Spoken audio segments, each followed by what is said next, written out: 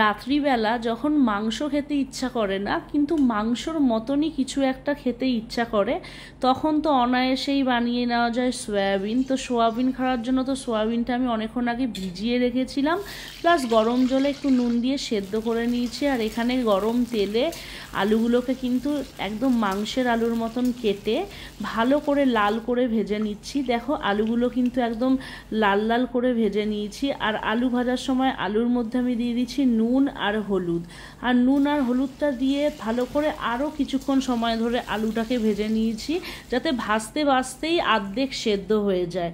আর তারপরে আলুগুলোকে তুলে নিয়ে সেই তেলের মধ্যেই ছেড়ে দিয়েছি সেদ্ধ করে রাখা সোয়াবিনগুলোকে কিন্তু একদম লাল লাল করে ভেজে নিয়েছি। আর তারপর দিয়ে দিয়েছি তেলের মধ্যে পেঁয়াজ কুচি, সোয়াবিনটা লাল করে ভেজে তুলে নেওয়ার পর। আর পেঁয়াজটাও কিন্তু একটু সিম আছে, বেশ নরম করে লাল লাল করে হালকা ব্রাউন ব্রাউন করে ভাজতে হবে।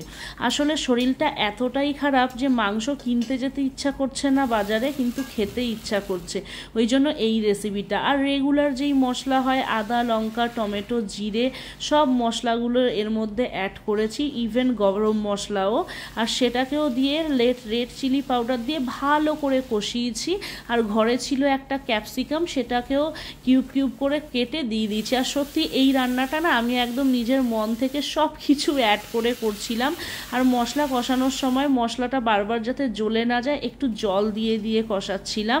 আর মশলাটা যেই খুব সুন্দর করে কষানো হয়ে গেছে, তারপর ওর মধ্যে দিয়ে দিয়েছি সয়াবিন আর আলু, যেটাকে আমি লাল লাল করে ভেজে নিয়েছিলাম। আর দিয়ে কিছুক্ষণ কষানোর পর ঢাকা দিয়ে দিয়েছি। ঢাকা তুলে নেওয়ার পর দেখো সয়াবিন আর আলু দিয়ে কষানো কিন্তু